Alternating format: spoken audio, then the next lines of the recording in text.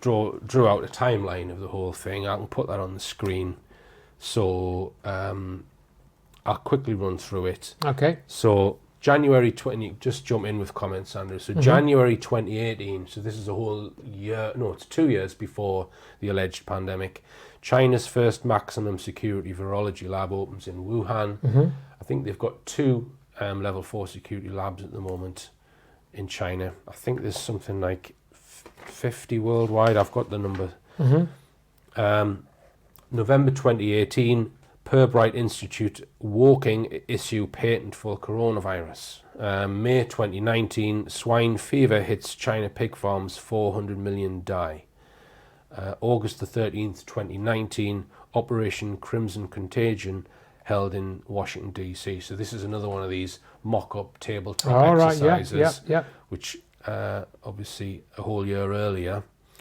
September the 12th, 2019, Global Vaccination Summit held in Brussels, September the 19th, 2019. So this is the year before our alleged pandemic.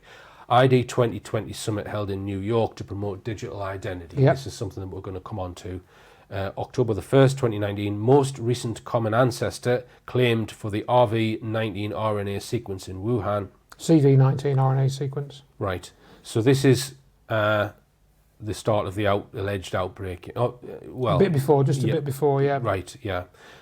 So October the 18th to the 27th, I didn't know this until I read Nick's book, Military World Games held in Wuhan, China. Yeah, and this is something that Anne Carey wrote about as well. I read about that back in, I think, February when she'd written that up. Right, we'll talk about Wuhan a bit later and mention that. So then on October the 18th, 2019, Event 201 held at Johns Hopkins University, so which is that New York or Washington? I think it's Washington, I think, yeah. The World Bank and the IMF are both in Washington, D.C. Yeah. So it seems to me that Washington, D.C. is, at least in part, one of the main places where this is being cooked up. Yeah. I think there may be other places as well. Yeah, I think so.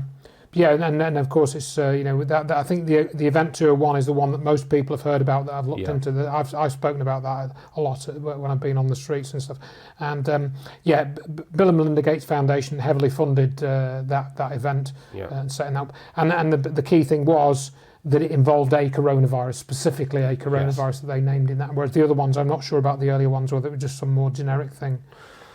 Yeah, and it almost seems too obvious. The Event 201. It does. And in fact, if you watch that Plandemic 2 Indoctrination, the Mickey, his film that's on the, he actually, what he does is very nicely, he puts the simulated scenario from the Event 201, from a simulated news broadcast, and then he puts that side by side with a real news broadcast from, 4 or 5 months later, and it's very effective, showing you exactly how blatant, as you said, it's very, very blatant. Right.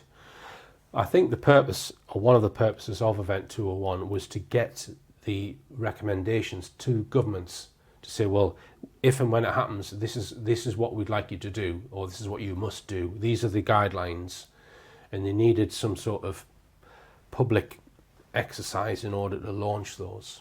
And there's certainly, I think, a mindset which says, though they were really clever predicting all this, they had it all worked out. So yeah, we better follow their advice because they've clearly, looked into this and they know stuff, rather than people looking at it to say, hang on, they've been planning a bank robbery and they've now robbed that bank. Yeah. We should be arresting those people. Yeah. For some reason they don't see that. Yeah. They just think, these are the real experts. We must follow what they say. And it's 6 weeks from Event 201 to when the alleged pandemic starts. First case, yeah. Right, so if you don't know what we're talking about with Event 201, there's some videos in my Scandemic section. Just go and watch those videos. They're on YouTube as well, and they won't take those down, of course, because there's nothing wrong with those, is there? Yeah. So, October the 31st, 2019, the first large-scale 5G network engineering program turned on in Wuhan. So we'll come on to the claims about 5G and its effects on health. November 2019, CAPI pledges $700 million for the development of RNA, DNA vaccines. December the 2nd, 2019, two-day Global Vaccine Safety Summit in Geneva. December 31st, China reports first COVID-19 infection and alerts the World Health Organization. January the 12th, China publishes complete genome of the virus. Now that puzzles me. Yeah, indeed. I did see Del Bigtree interviewing a geneticist about this who downloaded a copy of the full genome, right? And he was concluding that there's a part of it which cannot have occurred naturally. That's where we got onto the man-made thing, isn't it? They said exactly the same with the swine flu virus, I think, or they said that it must have been either modified or whatever, by genetic engineering. So would you question whether they've sequenced? Well, I think to quote Andrew Kaufman, he said that if you go and look at the original papers to find out where they actually got these samples from, and what they actually sampled and stuff, and what they did with the samples, it's very vague. They don't give a clear description of where these sequences originally came from. If you go and read the original papers, so it seems that this whole idea of actually identifying an individual virus certainly isn't cut and dried at all. As you said to me before the interview, if it was simple to sequence a virus, get the DNA sequence, then every country in the world would have done it. Yes. And should get the same sequence. Yes. But it seems to be only China that's done it. Originally, and yes. then given a copy to everyone else. And nobody's bothered. And this is the thing, let's just change tactics just for a couple of seconds, where people will say, oh, well, you did those cold fusion experiments. That was all bogus because nobody reproduced the results, So it must be bogus because nobody's able to reproduce the work of Pons and Fleischmann, and that is actually untrue anyway. But switch that to the virus thing. We've talked about how we've written to Public Health England, said, where's your own British, UK evidence of isolation of the coronavirus from a corpse? They haven't got any. And they haven't bothered to reproduce, what if the German team or what if the Chinese team made a mistake and this virus is actually slightly different to what they claim it is? Why haven't we done our own independent verification? Which would be the same as, for example, verifying a cold fusion experiment, wouldn't it? Same scientifically, but they haven't done it. Yeah. And according to them, they've got lots of dead bodies with the coronavirus in it. Apparently. So they should have plenty to choose from, shouldn't they? Yeah. But they haven't. Okay. January the 20th, Netflix releases Pandemic, How to Prevent an Outbreak. And, Netflix is just a propaganda outfit, in my opinion. Yeah. January the 23rd, lockdown and quarantine of the entire city of Wuhan. 23rd of January, CEPI announces initiation of programs to develop COVID-19 vaccine.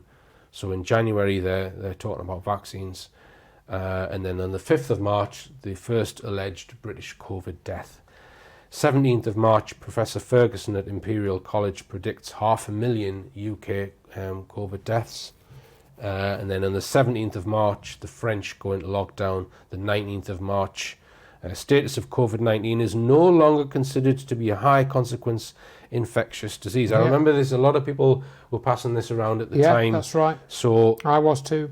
France has gone into lockdown, and then on 2 days later, Britain has not gone into lockdown yet the government, on their own website, downgraded the status of it. And in fact, we found out, that courtesy of John Asprey, where that came from, didn't we? And this is something I've spoken about many times in some of the street speeches I've done in the last few months.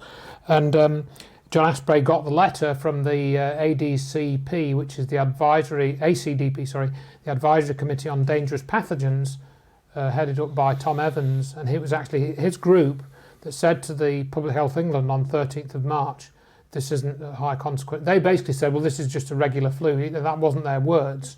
Those weren't their words. But I think that's essentially what they were saying. This is not going to be that much different from a seasonal flu. And that ended up on the government website 6 days later. Right.